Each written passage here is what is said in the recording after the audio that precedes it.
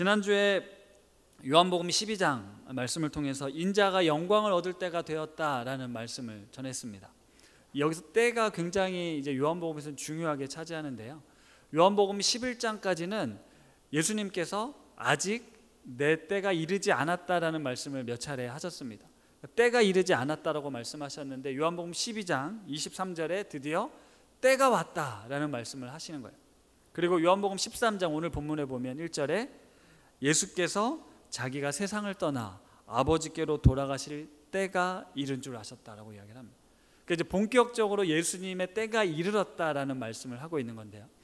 요한복음 17장 1절에도 예수님께서 하나님께 기도하면서 아버지여 때가 이르렀사오니라고 표현을 하고 있습니다. 그러니까 이 때가 이르지 않았다라고 11장까지 말씀하셨다가 12장부터 때가 왔다라고 말씀하시는 거예요. 그리고 13장 1절부터 본격적으로 그 때를 시작하셨는데요. 요한복음을 크게 이렇게 때를 가지고 두 부분으로 구분을 합니다. 1장부터 12장까지는 예수님의 기적과 또 사역으로 인한 논쟁, 이런 그래서 표적의 책이라고 불리우고요. 13장부터 21장까지는 예수님의 고별 설교, 그리고 예수님의 순환과 부활을 중심으로 이야기가 엮여가면서 영광의 책이라고 구분을 한다고 합니다. 앞부분을 표적의 책, 뒷부분을 영광의 책이라고 하는데요. 영광의 책이라고 하는 이유는 예수님께서 죽음을 향해 십자가를 향해서 가는 그 길이 하나님께서는 영광스러운 길이다라고 말씀하시기 때문에 그렇습니다. 그러니까 요한복음은 이렇게 크게 두 부분으로 나눌 수 있다는 걸 머릿속에 염두에 두고 이제 성경을 읽으시면 좋은데요.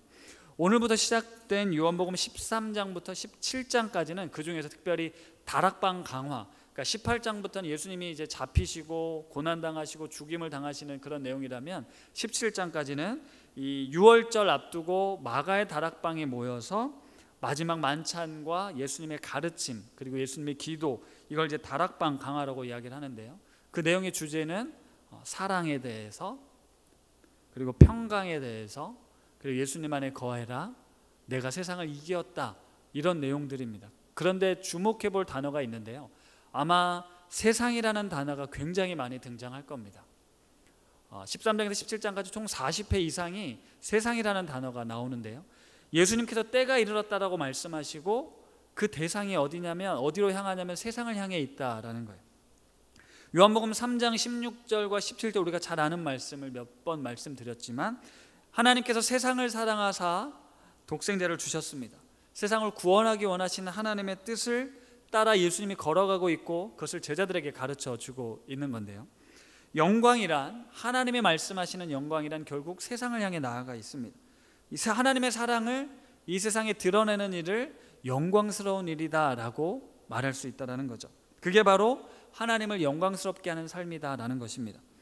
특별히 이 13장은 이제 4개 부분으로 나뉘어지는데, 첫 번째는 예수님이 제자들의 발을 씻겨주시는 장면이고, 두 번째는 가룟 유다의 배반을 예고하는 장면입니다. 세 번째는 서로 사랑해라라는 새 계명을 주시는 부분이고, 마지막은 다시 베드로가 부인할 것을 예고하는 이 장면으로 예수님의 행동과 부인 예고, 또 사랑하라는 계명과 또 부인 예고가 이렇게 있어요. 이 다른 복음서와 이 차이가 있는데요. 마태복음부터 누가복음은 이 최후의 만찬, 유월절 만찬의 핵심이 성만찬입니다. 이것은 너희를 위한 내 몸이다, 너희를 위한 나의 피다라고 성만찬을 중점적으로 다루고 있는 반면에, 요한복음에는 성만찬 기사가 나오지 않고 세족식과 서로 사랑해라는 말씀으로 기록이 되어 있습니다. 중점 포인트가 차이가 난다는 거예요. 사도 요한이 요한복음을 통해 주고자 하는 메시지는 예수님께서 하나님을 영화롭게 하는 삶이 결국은 나와 이웃과 세상과 사람을 향해 섬김과 사랑의 본을 보여주는 것이 영광스러운 삶이다라는 걸 이 구조를 통해서 이 핵심 메시지를 전해주고 있다는 거죠. 내가 너에게 본을 보였으니 너희도 그렇게 행하라는 말씀이 요한복음이 강조하고 있는 핵심 메시지라는 겁니다. 오늘 본문 13장 1절 말씀을 제가 다시 한번 읽어보도록 하겠습니다. 6월절 전에 예수께서 자기가 세상을 떠나 아버지께로 돌아가실 때가 이른 줄 아시고 세상에 있는 자기 사람들을 사랑하시되 끝까지 사랑하시니라 말씀하셨습니다. 때가 이른 줄 아시고 예수님이 하신 일이 뭘까요? 끝까지 사랑하셨다라는 거예요. 예수님의 인생의 하이라이트입니다. 지금 기력이 쇠한 것도 아니고요. 인생의 가장 정점인 순간에 예수님께서 하신 말씀, 하신 행동, 제자들을 끝까지 사랑한 것이었습니다. 그 사랑의 대상이 누구였냐? 사회적으로, 경제적으로 전혀 주목받지 않는, 큰 능력이 없는, 보잘것없는 사람들이었어요. 성격도 제각각이고 어쩌면 오합지졸과 같은 그런 사람들, 그 무리들을 예수님께서 끝까지 사랑하셨다라는 거예요. 내가 3년간 지내보니 얘네들은 안 되겠다라고 포기하신 것이 아니라 그들이 이 세상의 희망이라는 것을 알고 끝까지 사랑하셨다라는 말씀입니다. 그러면서 예수님이 파격적인 이 세레모니를 하시잖아요. 그게 바로 스승인 예수님이 제자들의 발을 씻겨주신 겁니다. 발을 씻기는 건 결코 쉬운 일이 아니죠. 가족이나 자녀들의 발을 씻기는 건 혹시 할 수 있겠지만 남의 발을 씻긴다는 건 결코 쉬운 일이 아닙니다. 교회에선 종종 세족식을 통해서 이제 씻겨보신 분들이 있겠지만 씻기는 사람이나 씻김을 받는 사람이나 서로 좀 많이 어색하고 부끄럽고 그래요. 당시 유대 문화에 따르면 이 발을 씻긴다라는 건 어떤 집안의 종이나 하인들이 하는 행위였습니다. 그러니까 천한 사람들, 사람 취급을 받지 않던 사람들이 하던 일이었는데 그 일을 지금 스승이신 예수님께서 직접 하고 있으니 이게 얼마나 말도 안 되는 일인지 뒤에 나오는 베드로의 반응을 봐도 충분히 이해할 수가 있다라는 거죠. 그런데 예수님께서 식사 중간에 갑자기 이제 옷을 벗고 수건을 두르고 제자들의 발을 씻겨 주셨어요. 제자들의 발이 더러워서라기보단 이 발 씻음의 행위를 통해서 가르쳐주고 싶은 메시지가 있었기 때문인데요. 이제 다른 해석들을 살펴보면 이 마지막 만찬전에 제자들이 서로 누가 크냐라고 다투었다라는 내용이 나옵니다. 그러니까 지금 제자들 사이는 지금 서로 분위기가 안 좋은 거예요. 예수님의 때가 다가오고 있는데 누가 더 높은 자리를 차지할 거냐라고 이제 다투고 있었기 때문에 아마 발 씻을 겨를도 없이 냉랭한 분위기에서 지금 식사를 하고 있었을 거다. 그래서 예수님이 발을 씻겼다 이렇게 해석하는 경우도 있는데요. 어쨌든 예수님께서는 이 세족식을 통해 들려주고 싶은 메시지가 있었는데 첫 번째로는 이제 섬김에 대한 내용입니다. 이전까지도 제자들은 메시아로 오신 예수 그리스도가 어떤 삶을, 어떤 나라를 만들지에 대해 잘 모르고 있었어요. 그래서 여전히 예수님 왕자 옆에 누가 앉을 거냐라는 가지고 다투고 있었거든요. 그래서 예수님이 큰 자는 섬기는 자가 되어야 한다라는 말씀을 하시고 몸소 보여주신 거죠. 정치적인 메시아 옆에서 한 자리 차지하려는 거에 관심 갖지 말고 내가 조금 전에 이야기했던 것처럼 세상에 썩어지는 한 알의 밀이 되라. 이게 그리스도인들이 살아야 되는 삶이다라는 것을 말씀하시는 거예요. 마침 이 본문으로 어제 날기새에서 김동호 목사님이 말씀을 전하셨거든요. 세상을 변화시키는 사람이라는 제목이었는데 우리나라에 기독교가 처음 들어왔을 때 그때 파격적인 게 뭐였습니까? 양반과 이 하층의 사람들의 신분 계급을 타파한 거예요. 어제 목사님도 얘기를 하셨지만 내가 기르던, 내가 이제 관리하던 마부로부터 전도를 받은 왕손, 백정의 아들이 백정이 목사가 되는 일들, 이런 일들이 초창기 기독교에 있었다라는 거죠. 그러면서 그리스도 안에서 우리 모두가 평등한 존재라는 것을 가르쳐 주었습니다. 근데 세상 사람들은 누구나 다 이 권력욕이 있잖아요. 명예욕이 있습니다. 지배하려는 욕구가 있습니다. 가능하면 남들을 섬기는 자리보단 내가 남들을 부리는 자리, 일을 시킬 수 있는 자리에 있고 싶은 거죠. 누군가 나의 발을 씻겨주는 삶을 살고 싶지 남의 발을 씻기는 삶을 살고 싶어 하지 않습니다. 우리가 좋은 식당이나 좋은 호텔에 가면 직원들이 극진히 서비스를 하잖아요. 그럼 뭔가 내가 된 것 같고 이제 그런 대접을 받으면 기분이 좋지 않습니까? 사람은 이렇게 누구나 다 대접을 받고 싶어 합니다. 그렇기 때문에 돈이 필요하고 성공하려 하고 높아지려 하는 것이죠.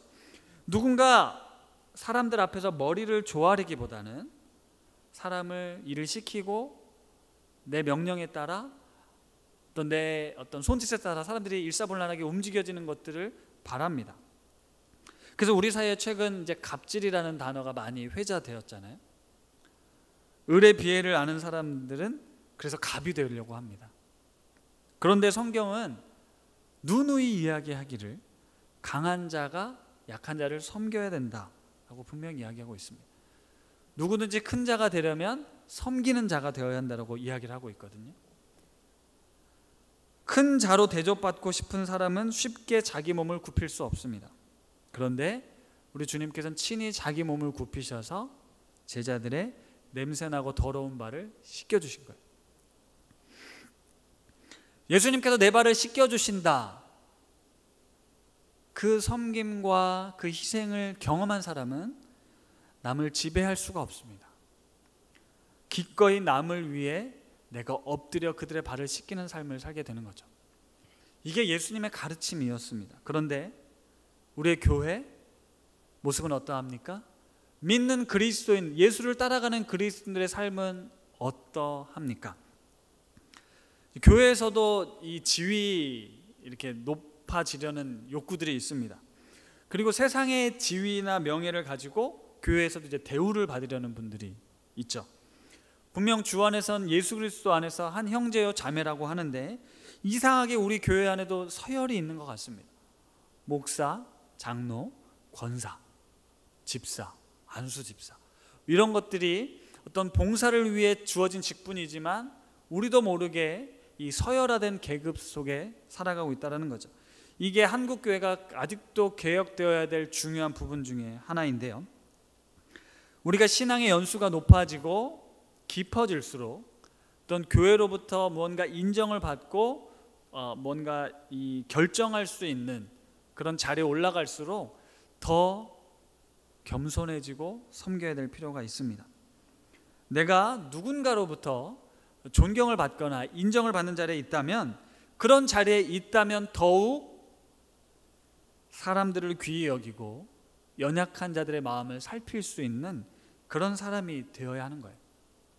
내가 받은 이것을 부리는 사람이 아니라 그렇지 못한 사람들의 마음을 헤아릴 줄 아는 삶, 하나님께서 나를 그 자리에 두신 이유라는 겁니다. 그런 삶을 살아갈 때 비로소 세상이 하나님의 영광을 경험하게 되는 거예요. 그래야만 비로소 하나님이 세상에 증거되어질 수 있다는 겁니다. 기독교의 가르침, 예수 그리스도의 가르침은 이걸 향해 있다는 사실이죠. 두 번째는 십자가입니다. 성경은 물이 이제 죄 씻음과 관련되어서 많이 등장하는데요. 발을 씻겨주신다는 사실은 우리가 구원받은 존재이지만 우리가 아직도 죄 가운데 세상을 살아가고 있기 때문에 우리의 발을 씻김을 통해서 우리의 죄를 날마다 고백하고 예수 그리스도의 그 용서함을 누려야 한다는 뜻입니다. 베드로가 내 발을 씻길 수 없습니다라고 강하게 부정하죠. 왜냐하면 스승이 제자의 발을 씻긴다는 건 있을 수 없는 일이었기 때문입니다. 그런데 내가 너를 씻어주지 않으면 너와 나는 상관이 없다, 관련이 없는 사람이 된다라고 이야기를 하니까 베드로가 많이 놀랐을 겁니다. 예수님이 메시아로 왕으로 오셨는데 왕이신 분이 어떻게 감히 나의 발을 씻긴단 말입니까? 이런 세속적인 가치관으로는 절대로 이해할 수 없는 일이었다는 거죠. 베드로의 이 장면, 거부하는 장면은 요한복음엔 나오지 않지만 공관복음서에 비슷한 장면이 나오잖아요. 베드로가 신앙 고백을 합니다. 주는 그리스도시요 살아계신 하나님의 아들이십니다라는 위대한 신앙 고백을 하죠. 그랬더니 예수님께서 이 신앙 고백 위에 내가 교회를 세우겠다라고 말씀합니다. 그리고 나서 순환을 예고하세요. 내가 잡혀서 죽임을 당하게 될 거야 라고 이야기를 하죠. 그랬더니 베드로가 절대 안 됩니다, 그런 일은 절대 있어서는 안 됩니다라고 막 화를 냅니다. 그랬더니 예수님께서 사탄아 내 뒤로 물러가라, 네가 하나님의 일을 생각지 않고 사람의 일만 생각한다라고 이야기를 하죠. 지금 베드로는 사람의 생각으로 예수님의 행동을 가로막고 있는 거예요. 예수님이 나의 발을 씻길 수 없습니다라고 이야기를 하는 거죠. 이건 사람의 생각으로. 그런데 하나님께서는 내가 네 발을 씻겨 주어야 내가 너와 관계를 맺게 되는 거다. 너의 죄가 사함을 받았지만 매일같이 나와의 관계 속에서 더러워진 너의 발을 씻어야만 나의 관계를 유지할 수 있다라는 말씀이었어요. 그랬더니 베드로가 손과 머리도 씻겨 주십시오라고 이야기를 하죠. 예수님께서 그럴 필요 없다, 이미 목욕한 자는 깨끗하기 때문에 그럴 필요 없다, 발만 씻으면 돼라고 이야기를 합니다. 우리는 예수님의 십자가 은혜로 말미암아 구원받은 하나님의 자녀들이지만 이 땅을 살아가면서 땅에 발을 딛고 살아가면서 우리는 끊임없이 죄의 더러움을 묻게 됩니다. 따라서 끊임없이 하나님께 나아가 죄를 고백하고 용서함의 은혜를 누려야 한다는 거죠. 그리고 예수님께서 본을 보여주신 것처럼 우리도 이 땅을 살아가면서 서로의 발을 씻겨주는, 서로의 죄를 용서해주는 삶을 살아가야 합니다. 그러면서 예수님께서 세족식을 마치시고 다시 앉으셔서 세족식의 의미를 말씀하시는데요, 14절과 15절 말씀 같이 한번 읽어보도록 하겠습니다. 시작.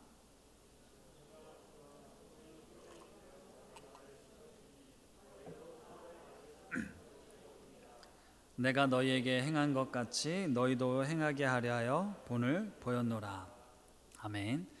너희도 서로 발을 씻겨주는 것이 옳으니라 라는 이 개역개정 말씀을 보면 이 옳으니라라고 번역된 헬라어가 오페일로라는 단어래요. 이 오페일로라는 단어의 의미에는 빚지다, 의무가 있다라는 단어랍니다. 다시 번역하면 이렇게 번역할 수 있는 거예요.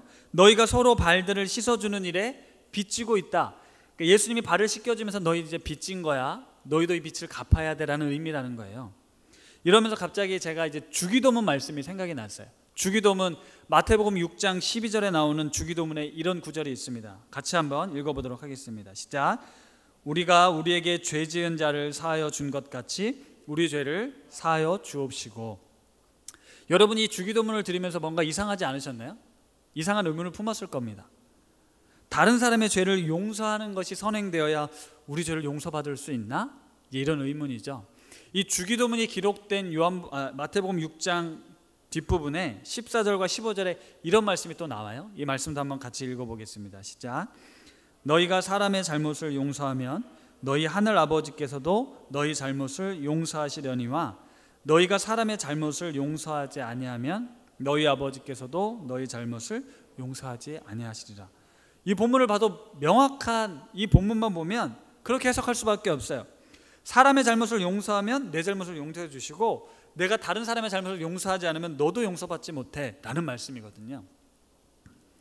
그런데 조금 전 세족식에 이미 온몸을 깨끗하게 씻은 사람은 이제 발을만 씻어도 된다라는 말씀을 잘 염두에 두고 생각해 보면 예수님이 가르쳐 준 이 기도는 이미 구원받은 죄사함의 은혜를 입은 사람들에게 주신 말씀이에요. 그리고 구속함을 받은 사람들이 이 땅을 살아가면서 매일같이 기도해야 하는 이유는 뭐냐면 우리가 끊임없이 죄 가운데 부딪혀서 살아가게 될 텐데 너의 죄를 용서함 받은 것처럼 너희도 누군가의 죄를 용서하며 살아가야 된다는 말씀이거든요. 우리가 계속해서 다른 사람의 잘못을 용서하는 삶을 살아야 한다는 말씀이에요. 이건 우리 삶에 계속되는 일일 거라는 겁니다. 사람들과의 관계를 맺으면서 우리는 끊임없이 부딪히고 미워하게 되죠. 다툼이 일어나게 됩니다. 그리고 나에게 잘못한 사람들이 있을 거예요. 죄를 짓는 사람들이 있을 건데 그런 사람들의 잘못을 용서해 주는 삶을 살아라. 그러면 나의 잘못도 용서를 받을 거다. 이런 의미가 있다는 거예요. 이게 매우 깊은 의미인데 이 6장 12절에 죄라고 번역된 단어, 주기도문에 번역된 이 단어는 사실 헬라어로 보면 빚이라는 단어입니다. 오페일레마라는 단어가 쓰였는데요, 같은 단어라는 거예요. 그러니까 주기도문을 원문 그대로 번역하면 우리가 우리에게 빚진 자를 탕감해 준 것 같이 우리 빚을 탕감해 주십시오라는 말씀이에요. 그러니까 예수님께서 주기도문을 통해서 하나님께서 우리 빚을 대신 갚아 주었으니 너희도 서로 빚을 갚아 주라는 거예요. 그러니까 우리가 살면서 그리스도인이라는 삶은 사랑하는 삶, 용서하는 삶이 선행되어야 한다는 거예요. 이런 삶이 선행되면서 주님께서 나의 이 살면서 묻게 되는 더러운 죄들을 씻어준다라는 건데요. 결국 구원받은 하나님의 자녀들은 이 땅을 살아가면서 내 빚을 탕감해 주신 하나님의 사랑을 기억하고 나도 누군가를 용서하며 품어주는 삶을 살아야 된다는 말씀이에요. 내가 얼마나 큰 빚을 탕감받았는지를 아는 사람만이 다른 사람을 함부로 판단하고 정죄하거나 미워하지 않게 된다는 사실입니다.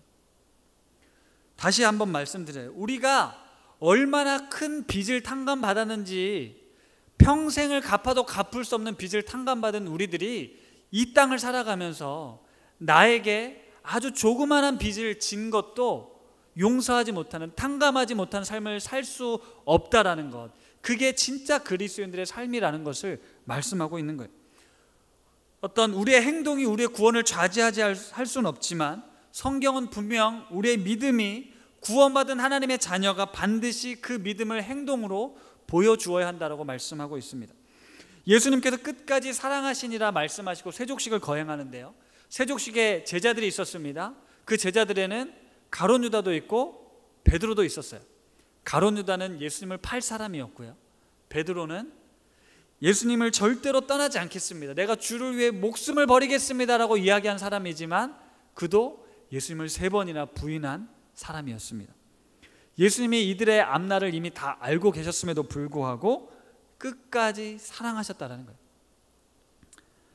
이 말씀은 십자가에서 다 이루었다라는 말씀으로 완성이 되는데요, 영원토록 충분히 완전히 사랑했다라는 뜻입니다. 끝까지 사랑했다라는 의미는 영원토록 완전하게 사랑했다라는 의미예요. 예수님의 사랑은 끝까지 베푸시는 사랑입니다. 그 사랑을 받아들이는 사람은 구원을 얻고 변화를 얻겠지만 그 사랑을 받아들이지 않으면 멸망할 수밖에 없게 되는 거예요. 저희 집에 아이들이 많다 보니까 다툼이 늘상 있습니다.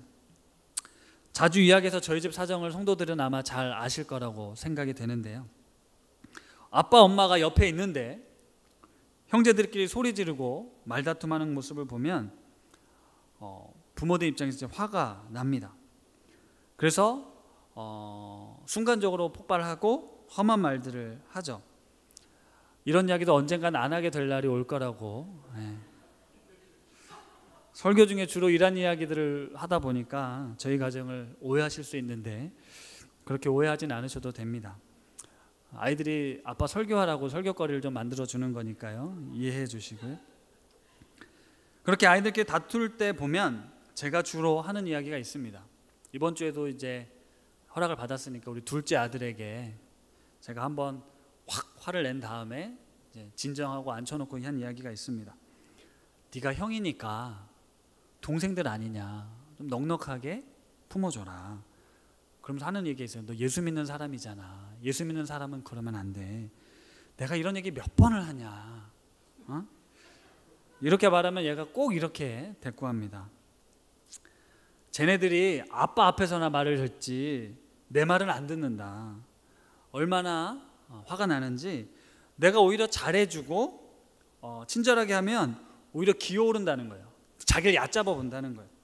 그래서 아무리 이야기해도 듣지 않았기 때문에 좋은 소리가 안 나가는 거고, 그러다 보니 짜증내는 거다, 자기 변명을 하는 거죠. 맞아요. 그게 사람의 본성 아닙니까? 근데 하나님께서는 이 세상을 어떤 무력으로, 힘으로 다스리지 않잖아요. 강압적으로 하지 않으시고 사랑함으로써 감동시켜서 자발적으로 선택하며 따르게 하는 거예요.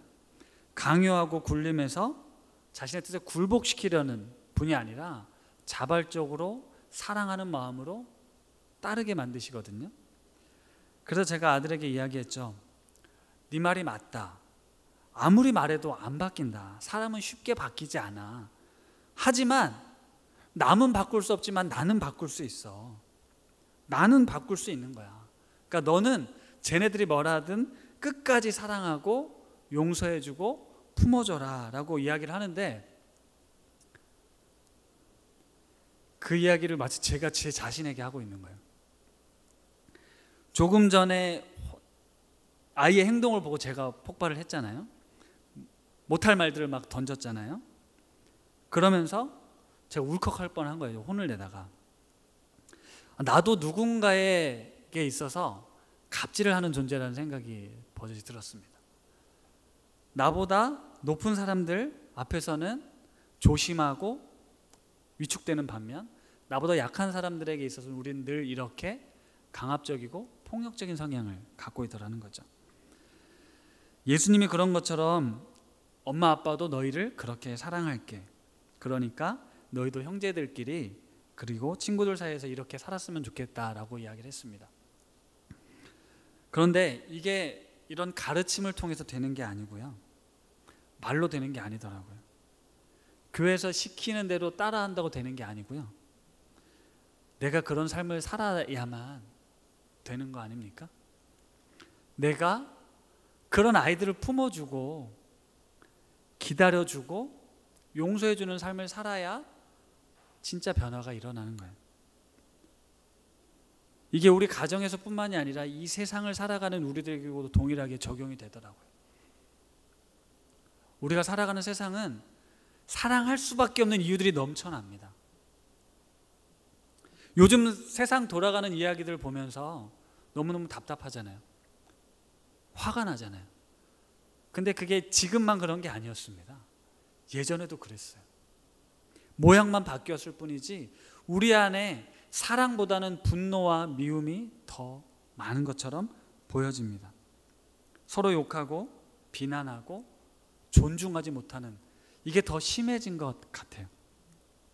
교회도 마찬가지입니다. 교회가 지금 왜 욕을 먹어요? 나는 옳다라는 자기의에 빠져서, 나는 괜찮다라는 자기 합리화에 빠져서 세상이 바라는 진짜 사랑의 모습을 보여주지 못하기 때문이에요. 섬김의 모습, 희생하는 게 없는 거예요. 우리가 이 시대를 바라보면서 잘못되었다, 틀렸다, 정의를 세워야 된다라고 외쳐야 합니다. 그리고 안타까워하고 절망해야 하죠. 하지만 우리의 끝이, 우리의 결말이 비난과 절망과 원망으로 끝나서는 안 됩니다. 실망스럽지만, 절망스럽지만 다시 사랑해야죠. 다시 용서하고 품어주어야 하는, 돌아오기를 기다리고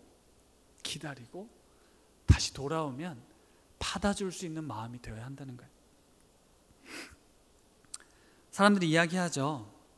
우리가 아무리 낮아지고 섬기려 해도 소용이 없다고, 더 이상 희망이 없다고, 세상이 너무 악하다고, 그들은 그저 멸망 가운데 내버려 두어야 한다라고 말합니다.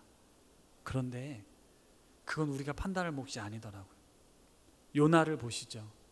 니느웨의 악한 사람들, 하나님은 그들을 향한 구원의 계획을 갖고 있었습니다. 우리는 그 사람들의 죄악과 하나님 왜 심판하지 않으십니까?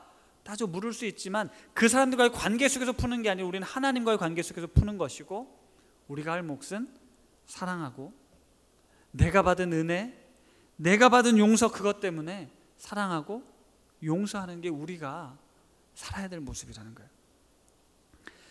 이런 상상을 해봤어요. 예수님이 만약 유다에게 이랬으면 어땠을까? 유다야, 내가 보니 너 지금 나 팔아먹으려 하는데? 정신 차려 이 녀석아. 내가 네 속을 다 알고 있어. 너 나중에 그러다 후회한다. 이렇게 말씀하셨으면 어땠을까요? 유다가 정신을 차렸을까요? 근데 예수님은 절대로 유다에게 그 속을 알면서 말리질 않으셨어요. 뭘 하셨죠? 끝까지 사랑하셨어요. 지금 가룟 유다의 발을 씻기면서 내가 너를 끝까지 사랑하는데 네가 마음을 돌이켰으면 좋겠다라고 아마 간절하게 기도하셨을 겁니다. 그런 주님께서 오늘 이 세족식을 통해서 너희도 이와 같이 하라고 말씀하세요. 서로의 발을 씻겨줘라. 그 냄새나고 더럽고 좀 부족하고 연약한 그 발을 씻겨줘라. 내가 네 발을 씻겨주지 않았니? 네가 그 은혜를 깨달으면 그 추악한 것도 다 품고 사랑할 수 있다라고 말씀하시는 거예요. 예수님께서 산상수훈의 말씀 중에 이런 말씀하셨어요. 마태복음 5장 23절과 24절 말씀인데요, 한 번 더 읽어보겠습니다. 시작. 그러므로, 제가 읽어드리겠습니다. 그러므로 예물을 제단에 드리려다가 거기서 내 형제에게 원망 들을 만한 일이 있는 것이 생각나거든 예물을 제단 앞에 두고 먼저 가서 형제와 화목하고 그 후에 와서 예물을 드리라. 예수님께서 이런 말씀을 하시는데, 형제와 다투고 잘못한 것을 어디서 깨닫습니까? 일상을 살다가 깨달았나요? 일상을 살면서는 전혀 깨닫지 못합니다. 바쁘게 살아가는 삶에선 깨닫지 못해요. 나의 잘못도, 나의 부족함도, 나의 교만함도 깨닫지 못합니다. 어디서 깨닫냐면 하나님 앞에 나왔을 때, 하나님의 존재 앞에 섰을 때 비로소 깨달을 수 있는 거예요. 내가 죄인이구나, 내가 부족한 자구나, 내가 교만한 자구나라는 걸 하나님 앞에 섰을 때 깨닫는 거예요. 그래서 내가 나에게, 이웃에게, 친구에게, 가족들에게 잘못한 것이 생각나서 돌아가서 그들과 화해하고 회복하고 나서 다시 예배를 드리라는 거예요.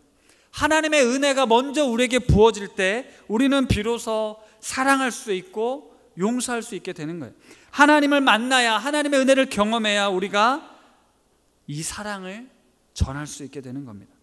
하나님의 은혜를 경험하고 하나님의 사랑을 확신하는 사람은 이 세상의 소리들에 반응하지 않고 흔들리지 않습니다. 이사야 26장 3절에 주께서 심지가 견고한 자를 평강하고 평강하도록 지키시리니 이는 그가 주를 신뢰합니다 라고 말씀합니다. 하나님을 신뢰하는 사람, 여호와를 신뢰하는 사람, 예수 그리스도를 신뢰하는 사람들은 그 심지가 견고해서 이 세상이 아무리 요동치고 혼란스럽다 하더라도 흔들리지 않고 내가 살아가야 될 삶, 내가 걸어가야 될 길을 걸어갈 수 있습니다. 사랑하는 우신 가족 여러분, 그리고 온라인 성도 여러분, 우리가 받은 은혜와 사랑이 참으로 놀랍습니다. 이 사실을, 이 감격을 우리 안에 다시 회복해야 합니다. 만왕의 왕이신 하나님께서 친히 나를 찾아오셔서 나의 더럽고 추악하고 냄새나는 발을 만지고 씻겨주셔서 나를 회복시켜 주십니다. 내가 너를 사랑한다 말씀하시죠. 그리고 우리에게 가서 너도 이와 같이 하라 말씀하셨죠. 이와 같이 하는 삶을 통해 우리는 이 세상에 하나님의 사랑을, 하나님의 영광을 드러낼 수 있습니다. 우리가 이 세상에서 보여주어야 할 것은 세상이 감당하지 못할, 세상이 경험해보지 못한 그 사랑입니다. 너희가 이것을 알고 행하면 복이 있다 말씀하시죠. 섬김의 삶, 서로의 발을 씻겨주는 삶, 서로의 잘못과 연약함을 보듬어주는 삶. 아프고 상하고 깨진 심령들이 지금 너무 많습니다. 그 사람들이 우리를 찾는 거예요. 깨지고 외롭고 지친 사람들이 그리스도인들을 찾아야만 합니다. 그래서 그리스도인들을 통해서 그 은혜와 사랑이 전달되어지고 용서받고 회복될 수 있는 거예요. 교회가 이렇게 고통 가운데 신음하는 이들을 품을 수 있는 그런 공동체가 되어야 하는 거죠. 우리 교회가 그런 교회가 되면 좋겠고, 우리 우신의 성도들이 그런 삶을 살았으면 좋겠습니다.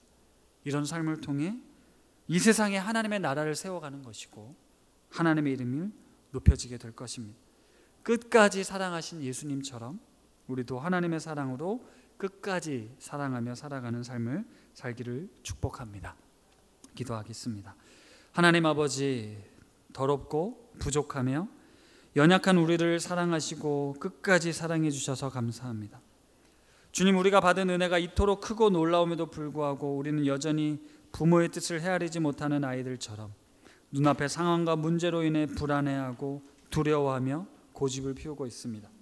그리고 스스로 위축되고 자기를 지키기에만 급급해서 나의 욕심과 생존만을 위한 이기적인 삶을 살게 됩니다. 하지만 우리를 구원하신 하나님께서는 우리를 통해 더 큰 일을 계획하고 계십니다. 이 세상에 아버지 하나님의 사랑을 증거하며 그 사랑을 통해 이 세상을 하나님의 나라로 만들길 원하십니다. 주여, 우리로 하여금 주님의 사랑과 은혜를 더 깊이 누리게 하시고 받은 은혜와 사랑을 기꺼이 흘려보내는 누군가의 발을 씻어주는 섬김과 희생의 삶을 살게 하옵소서. 이런 삶을 통해 내가 영광받는 것이 아니라 하나님께서 높임을 받으시고 영광